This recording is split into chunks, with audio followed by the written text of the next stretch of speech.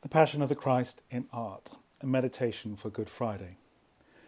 We're going to look today at 5 pieces of art to illustrate the Christian tradition and story of Holy Week.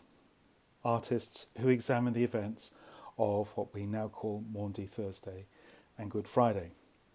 All 5 artists work within the Western tradition of art, but not all of them are Christians.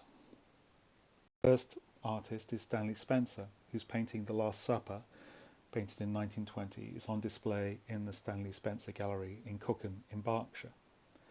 The second painting, The Arrest of Christ by Giotto di Bondone, is a fresco in the building for which it was first painted, the Arena Chapel in Padua in Italy.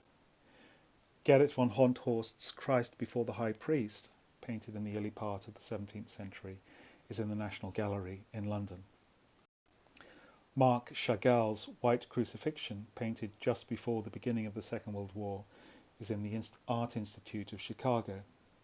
And our final painting, part of a triptych, is Peter Paul Rubens. Our first artist, Stanley Spencer, is an interesting character, and he's a good example of the fact that good art does not necessarily come from a good life.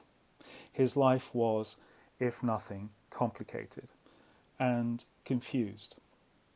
He was born in 1891 in Cookham in Berkshire, the youngest, the 8th of 9 children, and came from a poor background, but managed to train as an artist because he was naturally gifted at the Slade School of Art in London. He served in the First World War in the Royal Army Medical Corps and then re-enlisted as an infantryman. He married twice, both unhappily, first of all to Hilda, from the Carline family, who was a talented artist in her own right. And then, having been divorced by her because of his obsession with Patricia Preece, married Patricia Preece. The marriage was never consummated, and he attempted to win Hilda back. He became increasingly gifted and celebrated in his art, but very unsuccessful in his life, financially, and in his emotional life. It wasn't until after the Second World War when he became a Royal Academician and was knighted in 1949, the same year that he died in the Canadian War Memorial Hospital in Cliveden in Berkshire. Cookham is a tiny little village in the Thames Valley, not so inaccessible now as it was then, now situated between the M4 and the M40. Stanley's father was church organist from the local parish church, and his mother was a Wesleyan Methodist and worshipped in the Wesleyan chapel building there. He loved the chapel building, explaining in 1942, "The comfortable atmosphere of this chapel stimulated me as a painter. Being sanctified was the way they had of expressing themselves. When they felt in that state, they would go and flop down just under the auditorium. I felt I should not look, but my eyes were down as I was trying to imagine what shape they were in the sacred piece of ground in which they were coming to the Lord. It was a patch of hard linoleum with only room for one man at a time. It seemed to me to be the taking off place for the Wesleyan heaven." Spencer spent most of his artistic life painting a piece of heaven in that part of Berkshire. His greatest painting is The Resurrection, Cookham, which is on display in Tate Britain in London. The Resurrection is taking place in Cookham Churchyard with the Thames in the background. God the Father and Christ with little children are seen under the porch in the centre. There are great heroes of the past, including Moses nearby. Hilda, his first wife, is in the foreground, seeming to smell a flower. All kinds of characters are in there. It's a beginning of a dance. And you can see the way that Cookham is depicted, that Spencer regards the events of Christian story, even though he couldn't entirely subscribe to those beliefs as an Orthodox believer. The events of the Christian story were to take place within his own life. He began to think about painting a picture of the Last Supper, a great and noble subject within Christian art. This is Ghirlandio's Last Supper from 1476, Of course, most famously, Leonardo's Last Supper, the fresco, painted in 1498.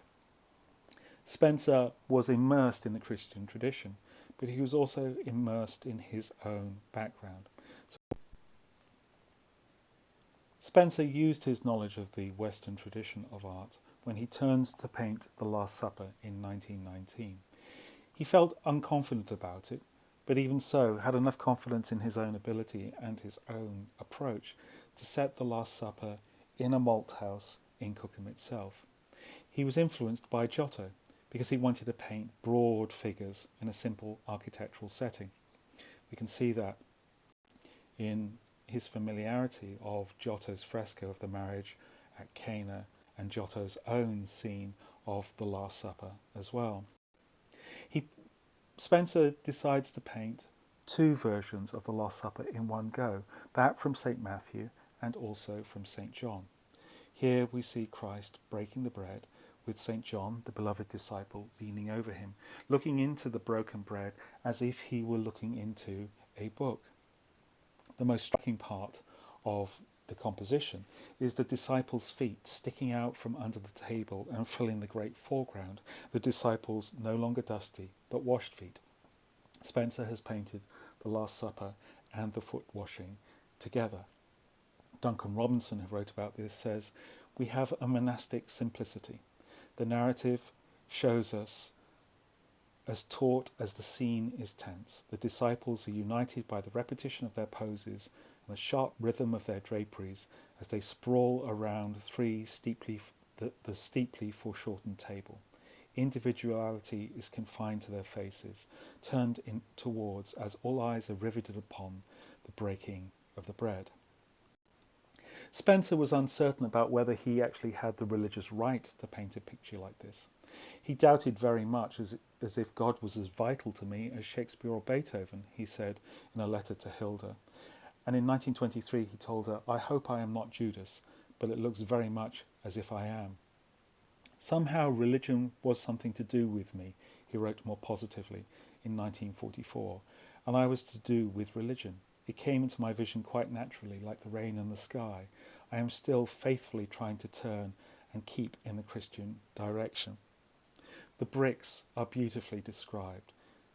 Perhaps he was influenced by the design from Donatello's baptistry in Siena, the bricks at the back of Herod's banquet. The figures for Spencer, though, are relaxing.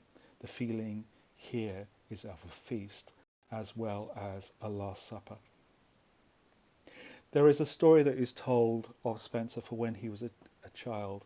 His oldest brother, Will, took Stanley to the church and played for him on the organ Bach's St. Anne's Prelude and Fugue. When the last tremendous echoes had died away, Will turned to his brother and asked, "What did it sound like to you?" "Like angels shrieking with joy," Stanley answered, and he knew by the smile on Will's face how much that answer had pleased him. In that answer, says Elizabeth Rothenstein, lay the seed of the religious inspiration which flowered in his early paintings. Here we see the angels shrieking with joy. The artist who influenced Spencer so much, Giotto, was born in 1266 or 1267, or certainly before 1276, in the centre of Italy, who was probably the son of a peasant, and he was an apprentice to Cimabue, one of the great painters of the early Italian Renaissance. At the time of Giotto's birth, Italy was being hugely influenced by the life and the ministry of St. Francis, who had been born in Assisi in 1181 and had died in 1226. He was canonised almost immediately after his death, and less than 2 years after his death, the basilica at Assisi was begun to be built. 2 superimposed churches, an upper and lower basilica. Giotto was more than likely commissioned to paint paintings in about 70 years after the church were first built, the end of the 13th century, from about 1296 to 1306. And those paintings are a remarkable testimony to the restorer's art after the basilica at Assisi was very badly damaged by an earthquake in the last 20 years. His great work, though, is the Arena Chapel in Padua, so called because it was built on the site of a Roman amphitheatre. The building was probably completed by 1303 and was built by Enrico Scrovegni, who was one of Padua's best-known, wealthiest citizens, who was, perhaps we say, sharp in business. Enrico's father, Regnaldo, had been condemned by name by Dante to the seventh circle of hell for his usurious practices. It was built as a family chapel, but it was built on a grand scale for a family chapel, and Enrico made sure that he was depicted offering the three Marys the church which he has donated. This is a detail from the Last Judgment. The chapel is tiny. This is the view from the entrance. It's no more than 21 metres long by 8.5 metres wide, 68 feet by 28 feet. One art historian says, when one enters the Scrovegni chapel, the effect is overwhelming and uplifting. The initial impression is of a space entirely filled with light, colour and form. A restful sense of well-being fills the room. The arrangement of the frescoes tell a story, from the expulsion of Joachim from the temple to the Last Judgment, arranged in 3 levels around the walls. We have the whole story of human salvation painted in such a tiny space and painted so beautifully and vividly by Giotto. So, for example, we see the betrayal of Judas, very seldomly depicted in Christian art. The scribes are persuading Judas to betray his master. Judas, with the devil at his back, holding a sack of gold, exchanging a knowing glance with the Pharisees. The Last Supper, which we've already seen, having influenced Stanley Spencer. But our painting for today, the arrest of Christ, the kiss of Judas.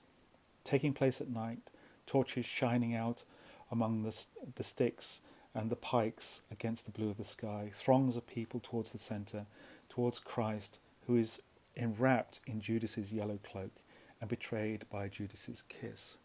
Over on the left-hand side, we can see Peter cutting off the ear of an attacker. Every gaze heightens the tension of the central confrontation. Jesus almost appears to be overwhelmed by Judas, who is pressing upon him, swallowing Jesus up with his traitorous behaviour and his traitorous cloak. Everything is full of dignity and malice. You can see the genius of Giotto when you compare it with a painting of the same scene from less than 100 years before, a 13th century arrest of Christ, the kiss of Judas. In Giotto's painting we have a truly monumental figures who are taking part in a cosmic action.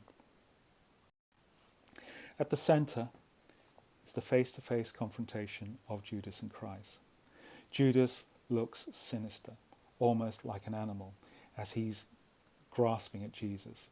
But Jesus gives him in return an all-knowing expression of absolute forgiveness. This is a still moment at the centre of the drama. Notice the fact that Judas is wearing a yellow cloak. Usually in Christian art, yellow is a symbol of the sun and represents divinity. It's also truth, truth removed from the shadows. In Byzantine and Renaissance paintings, yellow symbolises the sacredness of space. But yellow could also be jealousy, treason, cowardice, instability and deceit. Diana Apostolus Cappadona in the Dictionary of Christian Art says, medieval heretics and non-believers wore yellow garments, while yellow crosses denoted the contagious areas during the plagues. In the medieval ghetto, the Jews were required to wear yellow badges. We see here a hint of something that played out in the 20th century, depiction and treatment of the Jews. Even so, Christ's face looks upon Judas with still forgiveness. The fresco is set right opposite the depiction of the presentation of the infant Christ, and Giotto has the characters, the protagonists in both paintings, commenting on each other. Here we see the infant Christ and Simeon in the temple, and their positions reflecting on the betrayal of Christ directly below. Look at the way in which Giotto depicts Jesus, as opposed to the way in which he depicts Peter, here on the left, with his nimbus about to cut off Malchus's ear. As we find in John's Gospel, very truly I tell you, when you were younger, you used to fasten your own belt and go wherever you wished. But when you grow old, you will stretch out your hands, and someone else will fasten a belt around you and take you where you do not wish to go. Peter's seizure by the powers of the world begins at this moment.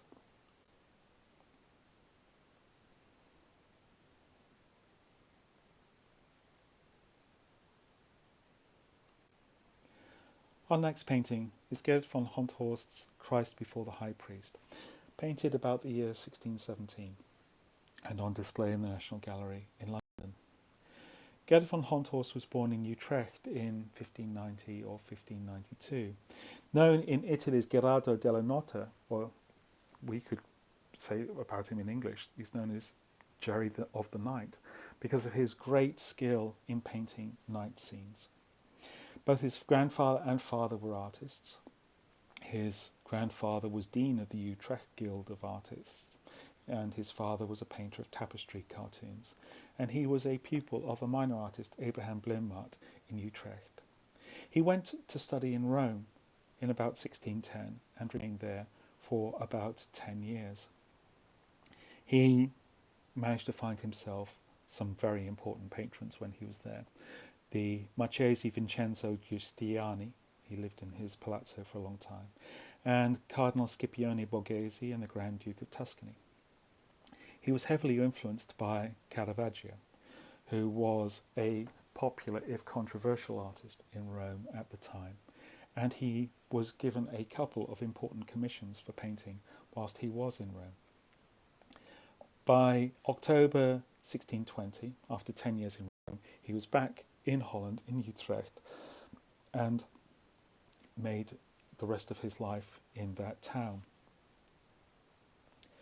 He was the main means of transmission from Italy to Northern Europe of the style of Michelangelo Merisi da Caravaggio, known usually in English these days as Caravaggio. Caravaggio's paintings had two main characteristics. First of all, he used common people, people from the streets, as his models, which often caused a great deal of scandal, because how could you have the great saints and heroes of the Christian faith being depicted as if they were mere peasants? And the second thing that Caravaggio was really celebrated for was his use of light. Look at the way in which this painting from the chapel of Saint Louis of the French, San Luigi de Francesi in Rome, shows the calling of Saint Matthew and the light of Christ coming in from the window on the right-hand side. The way the painting is laid out in the side chapel is that the light is coming from the window of the building as well. Van Honthorst took Caravaggio's lessons of light very seriously. And you can see in his great paintings that very often he's painting as if the only source of light was a single candle. This painting of the prodigal son, another one of the prodigal son in which the source of light in itself is hidden. This very popular painting of his that appears on thousands of Christmas cards, The Adoration of the Shepherds, in which the source of light is the infant Christ child himself. Or the Denial of St. Peter, in which the light in a lantern is being hidden by one of the soldier's arms as it stretches across to grab Peter. This sort of Caravaggio style of painting is, as it says in the guide from Joanne Spicer, the essence is drama, physical and psychological. In the hands of Honthorst, that usually meant theatrical lighting to illuminate his stationary figures, accentuating both gestures and expressions. Honthorst imbued his religious compositions with a quiet solidity in keeping with the gravity of their subject matter. He didn't have to paint action. All the importance was in the face. So we see here Jesus brought before the high priest. We don't know which high priest this is. Matthew says that Jesus was tried before the high priest Caiaphas. Marc does not mention the high priest's name. Luke does not mention the high priest's name, but John says that Jesus was tried by Annas, who describes as the high priest, and then sent to Caiaphas. But there was no sense of an interrogation there. So Jesus stands before somebody who is interrogating him from a desk with a single candle between them. Perhaps the two men standing behind are the false witnesses mentioned by Matthew. So this could be a depiction of Matthew's account in Matthew 26. There are copies in many places across Europe, but the one in London is probably the original.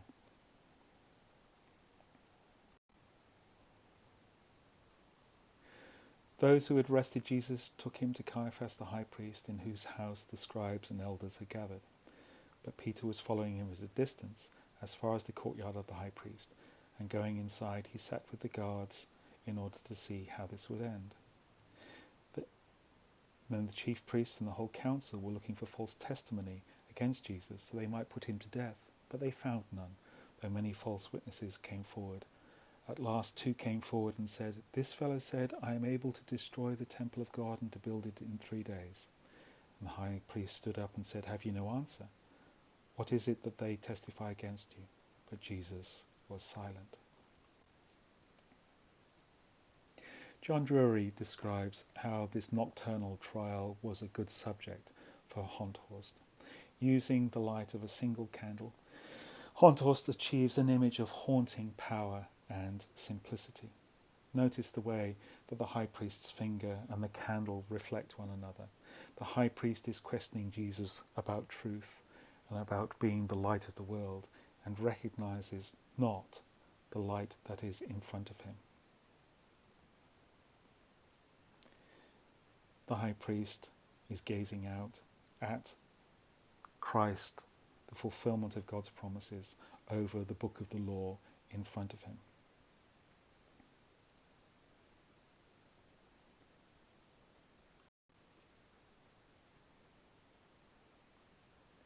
Some commentators have seen a reflection of this painting in Dostoevsky's book, his novel, The Brothers Karamazov, in which the great inquisitor faces the prisoner halfway through the book. Dostoevsky wrote, "When the inquisitor finished speaking, he waited for some time for the prisoner's reply. His silence distressed him. He saw that the prisoner had been listening intently to him all the time, looking gently into his face, and evidently not wishing to say anything in reply. The old man would have liked him to say something, however bitter and terrible. But the prisoner suddenly approached the old man and kissed him gently on his bloodless, aged lips. That was all his answer."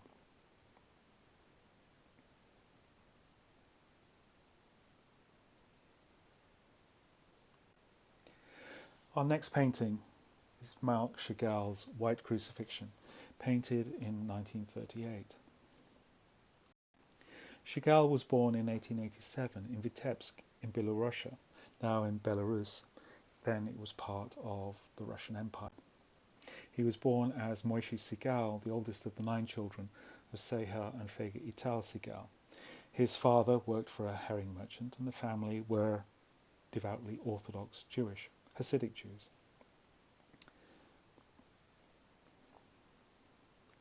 Chagall's early life was lived in the Russian Empire. In 1906 he joined an art school and then lived in great poverty in St. Petersburg, but eventually, because of his skill, becoming a member of the Imperial Society for the Promotion of the Arts. He was greatly enamoured of Bela Rosenfield in Vitebsk and often went back to his hometown. His first great painting, The Dead Man, Death, is a painting of life in Vitebsk, painted in 1908. It was exhibited for the first time in 1910. We see a corpse lying on a dark street surrounded by several burning candles. The warm light in the background contrasts with the tragic darkness of the street. Chagall asked himself, according to Jacob Baal Teshuvah, how could I paint a street with psychic force but without literature? How could I compose a street as black as a dead man without symbolism? A woman mourns the dead, the road sweeper goes about his work unmoved, and Chagall's uncle sits on the roof playing his fiddle as if nothing had happened. Period. I and the Village began to show his symbolism, his symbolic style, full of nostalgia, influenced by French Cubism, but also influenced by his memories of his home. In June 1914, he went back to Russia for a 3-month visit, and because of the First World War, remained there for 8 years. This is The Poet Reclining from 1915. When the Russian Revolution broke out, Chagall was an enthusiastic supporter and became the Commissar for Fine Arts in the Vitebsk region. But unfortunately, he began to be criticised for his style of art by the more serious and pragmatic revolutionaries. What do green cows and flying horses have to do with Marx and Lenin was the criticism that was made of him. So he returned, luckily for him, back to Paris, where he spent most of the rest of his life. Even so, all his painting was affected by the joy, the tender spiritual joy, according to Raïssa Maritain, the tender spiritual joy that was born with him in Vitebsk, in Russian soil, in Jewish soil. It's penetrated with melancholy, pierced by the sting of nostalgia and a hard-pressed hope. Chagall was fascinated by the Christian theme of the crucifixion, which for him also symbolized the suffering of the Jewish people. This painting, heavily influenced by Russian iconography, was his first depiction of the crucifixion, the first of many. It was first exhibited in 1913 under the title Dedicated to Christ, and eventually was known as Golgotha, and is in the Museum of Modern Art in New York. In his depiction of this white crucifixion, except rather than it being the instruments of Jesus' torture, it is the torture of the Jews that surrounds the cross, known as the Arma Christi. This is from a illuminated manuscript in the late 15th century. And you can see around Christ there, bearing the wounds of his passion, the instruments of his torture, the cross, the crown of thorns, the pillar upon which he was whipped. It's also part of the tradition of the Mass of St. Gregory, in which St. Gregory was vouchsafed a vision of Christ crucified as he was celebrating Mass one day. And Chagall takes that. The man in the blue tunic had a placard round his neck, and originally Chagall had painted that with the sign saying, "I am a Jew." But Andrew Kagan says that he overpainted it because Chagall felt that the words were too literal and too melodramatic in expression of his sufficiently obvious theme of Jewish suffering. Not just Jewish suffering in the 1930s, but throughout history. Richard Harries, the former Bishop of Oxford, in his wonderful book, The Passion in Art, notes at the bottom of the cross is the menorah, the 7-branch candlestick of Judaism, although here with only 6 candles and only 5 alight. The world and Jewish spirituality is impaired. A mother hugs her child to her chest as she flees the destruction, and above her is the Torah scroll with white light streaming from it. and a figure stepping over the light. This refers to, according to Richard Harris, the famous Hasidic tale when a bishop ordered the Torah, the Jewish law, to be burnt. Rabbi Israel prayed, and his prayers pierced to the palace of the Messiah, and as a result the bishop fell into a fit which frightened those who intended to burn the scrolls, and a white light spread from the scrolls, symbolizing the word of God. Is this the wandering Jew? A figure from Christian folklore, the Jew who is forced to wander through the world with no home until the coming of the Messiah. Here we have the burning of the synagogue, and the synagogue is being burnt by men wearing brown shirts, the stormtroopers of Nazi Germany. Jewish folklore and mythology is combining with a commentary on current events. And here are the elders of the synagogue with their eyes covered at the horror of what they see. Two are wrapped in a talith, the prayer shawl, while one wears the tefillin, a small leather box on the forehead that contains passages from the Old Testament. Chagall constantly painted figures who floated in the air of the world, but also separated from it. And it's not just the Nazis who are responsible for the persecutions. The pogroms came from Soviet Russia as well, the mob carrying red flags. And the Jewish village burning, and them fleeing in a boat across the river Styx. Is this Christ the King of the Jews? Andrew Kagan says that Chagall was not making any theological statement about the person and nature of Jesus.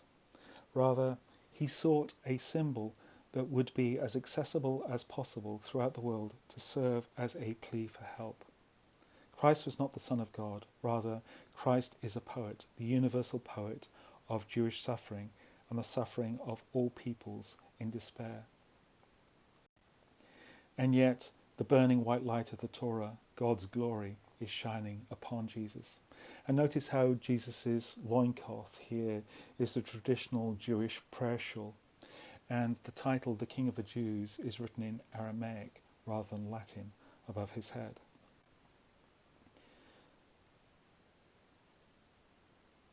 Chagall is saying here that the suffering of the one man, Jesus, all those thousands of years ago, continues in the suffering of his people, the Jews, today.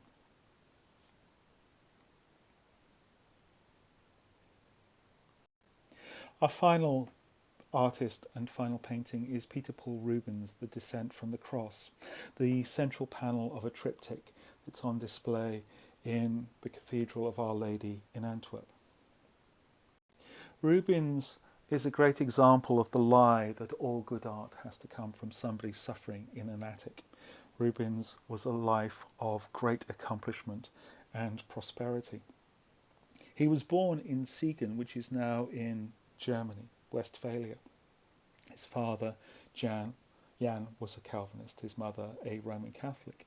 And most of Holland, what we now call Holland, the Netherlands, was divided into two between the United Provinces, which were Protestant, and the Spanish Netherlands, which were Catholic.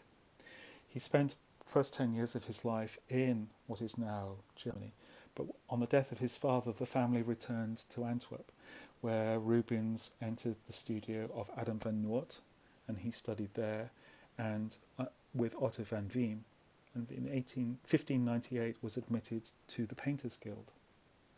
Like van Honthorst, he went to Italy, slightly earlier than van Honthorst, and entered the service of the Duke of Mantua, and as well as being an artist, was a diplomat.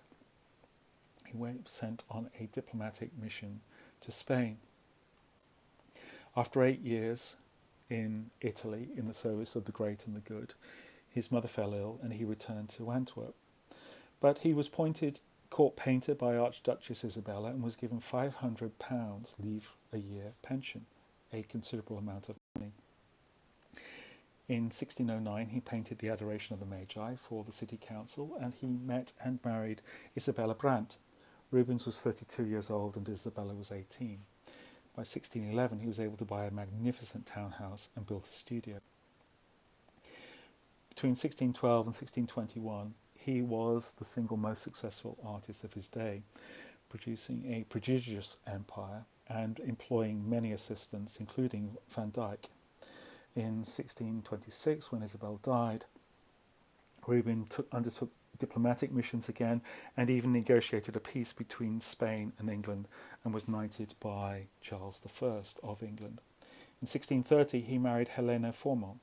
He was 53 and Helena was 16, though it did seem to be a love match. Otto Sperling, who was a doctor to the Danish king, once visited Rubens' studio and said, "The master was working on a canvas while listening to a reading of Tacitus and simultaneously dictating a letter. Since we daren't interrupt him, he himself addressed us while continuing to paint, listening to the reading and dictate his letter." He retired from political life in 1631, bought a castle, and in 1640 died of gout. He was a celebrated diplomat, a scholar, a humanist, a classicist, an antiquarian, an amateur architect, and very, very wealthy. There are three great triptychs belonging to Rubens' life, and which can be found now in the Cathedral of Our Lady in Antwerp. The Raising of the Cross from 1610, the Descent from the Cross, and the Resurrection of the Christ. Not all of them painted for that particular church, but all three of them there now. The Raising of the Cross from 1610, as you can see, is enormous, 4.5 by 3.5 metres wide, just for the central panel alone. It was painted for the church of St. Walpurgis, which was demolished in 1817 and then brought into the cathedral. When the doors are open, you can see how huge it is. This is Rubens' sensational introduction of the Baroque style into Northern art, full of dynamism and animated colour. He'd just come back from Italy, the memory of Michelangelo, Caravaggio and Venetian painting still in his mind. This is, as one art critic says, an unruly bravura. In the centre, 9 executioners strain with all their might to raise the cross on which Christ's pale body hangs. 9 assistant executioners. In the left hand, we see St. John, the Virgin Mary, and a group of weeping women and children.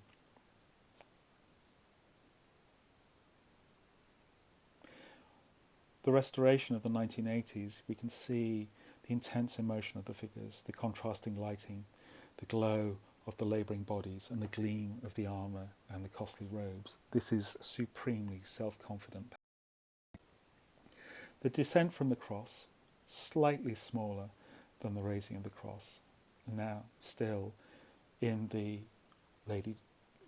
Cathedral of Our Lady. The outside wings of the triptych depict St. Christopher on the left-hand side. Christopher, whose name means Christ-bearer. The left wing of the triptych shows the Virgin Mary, pregnant with Jesus, visiting her cousin Elizabeth, who will shortly give birth to John the Baptist, another depiction of Christ-bearer. The right hand depicts the infant Christ in the temple at Jerusalem, Simeon holding the child Jesus, while Anna is in the shadows, looks on joyfully. An onlooker on the left edge of the painting is Nicholas Rocox, who was a friend of Rubens and the dean of the guild that commissioned this particular painting. We see the Descent from the Cross against a dark sky. Joseph of Arimathea, Nicodemus, St. John and 2 servants carefully lower the body of Christ in a brilliant white shroud. They're assisted by several women, including Jesus' mother, and Christ's foot rests on the shoulder of Mary Magdalene, who dried his feet with her hair. Perhaps there is a reference here to a great work of Roman art, which was discovered in the early 1500s and put on display in the Vatican, the carving of Laocoön, a marble sculpture attributed to 3 or 4 different artists, perhaps from the 2nd century BC or the 1st century AD. Laocoön, the priest of Troy, struggling with the great snake.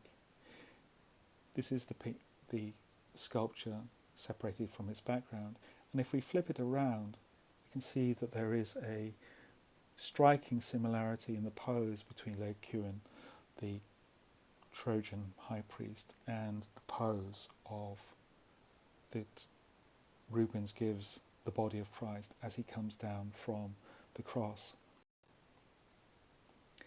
John Drury, in his book Painting the Word, says, Christ's dead body drops down from the cross in a diagonal stream of light. It is made brilliant by the cascading flow of the white sheet, which protects its luminous pallor and is stained here and there by his blood. There is a clear recapitulation of his original descent as the divine light, to be incarnate in a dark world. There are even delicate hints of birth.